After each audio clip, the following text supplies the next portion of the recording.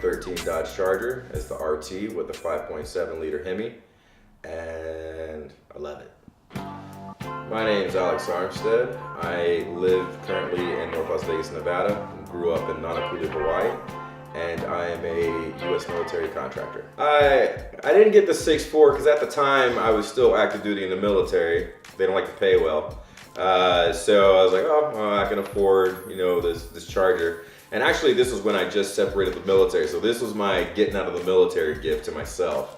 I looked at the 6'4s, but they wanted 45, and in end goal, I was like, well, I can supercharge it and I can keep up with the 6'4 all day long, if not beat them. So, and it seems to be a common occurrence now. Scat Packs get some love. My newest addition to the car would be the wheels. I actually did have them. They were actually a Grigio face with a gold lip around, or a antique bronze. I actually just sent them the AG wheels. I just got them back. It took about 2 to 3 weeks with a carbon fiber lip with blue hardware to match my brake calipers from Rotorua. What made me go with AG wheels is I was in the middle of Afghanistan, just searching for sponsors and everything like that. When I called them, they were stunned that I was in the middle of Afghanistan calling them about sponsors for the car. And man, they were more than willing to help me out and gave me a great partial sponsorship. It's on Airlift V2, AG wheels, Rotorua big brakes, 2.9 liter Whipple supercharger, tuned by Dodge Performance here in Las Vegas. Billet technology, engine components and stuff like that as well. Fender flares from Charged Motor Works, and a whole bunch of carbon fiber parts from BMC Extreme Customs, Danko reproductions for the grill, and Black Ops for their hood. Interior modifications, so with the RTs that I just got the Blacktop edition because I loved everything black about the car, black wheels, everything. But now I picked up a sponsor, about a year ago I picked up a sponsorship from Catskin Leather, and I redid all the interior. So it's completely leather, The headrests have the Air Force symbols in it because it's a military build. Toxic RT on Instagram, thanks to him, he hooked me up with the carbon fiber steering wheel, carbon fiber bezel, carbon fiber bits for my shifter, the door panels, the side mirrors. It's endless. So for the style of the wrap that I went with, I joined the military in 2005, and I joined as an F-16 crew chief, glorified mechanic. And so I got stationed at Cannon Air Force Base, New Mexico. I worked phase inspection, which we do very heavy maintenance on jets. We break it all the way down, fix any problems, put it back together, and it flies. Well, they got rid of the jets there. They moved them on to other bases. So I ended up getting orders and leaving, and I came here to Nellis Air Force Base in Nevada. So I worked with the 64th Aggressor Squadron, which is, we simulate the bad guys. So we have the Russian paint schemes and stuff like that. So they're two-tone paint jobs, which is either desert tan, desert gray. There's all kinds of crazy stuff. It is amazing what they're doing now. The jet that I got assigned to was 860-291.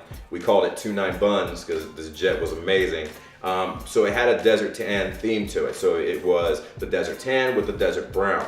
I was gonna stick with the same color for the car and everything, but with the blue and stuff, for some reason it just didn't catch the eye like the black and the gray did.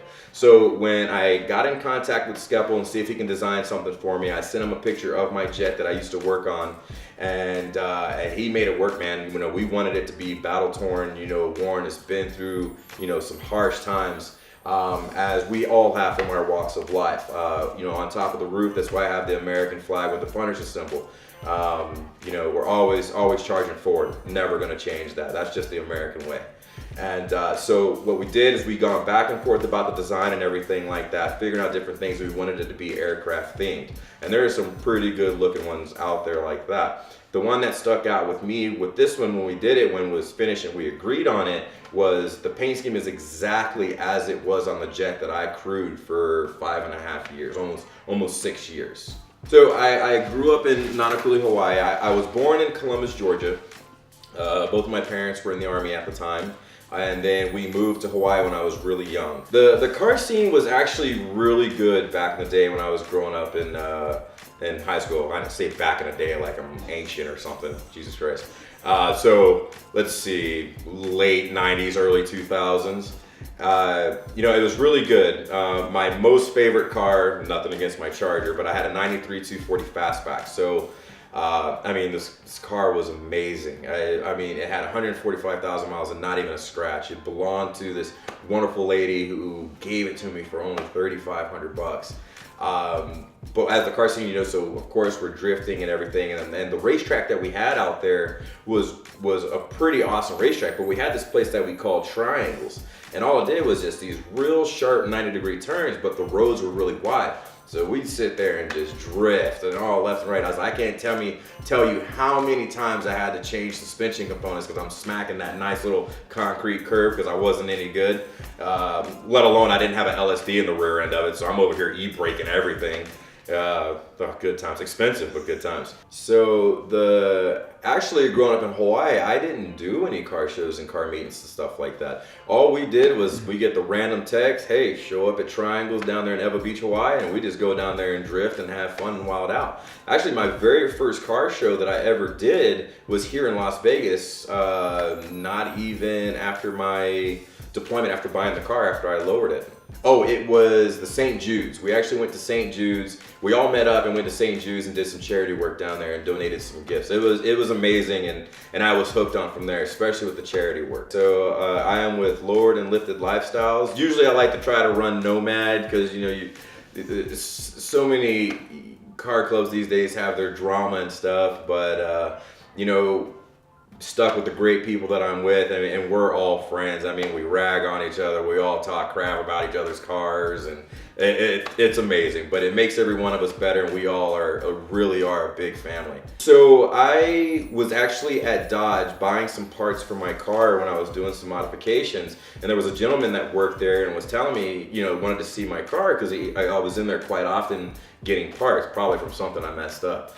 And so he was like, hey, you know, you need to go check out Mopar Envy and stuff like that. And I was like, well, that's cool. Like, car clubs, I was never really expecting that, you know, to get invited to that. So, and that was actually the first time I met them was with the St. Jude's meeting. There, you know, I contacted them on Facebook. They told me to swing on by, and that's where I met Chris Still, Marcy Still, and Jared Grossman, and we've pretty much stuck together even since, even though after we left Mopar Envy and started Lowered and Lifted Lifestyles.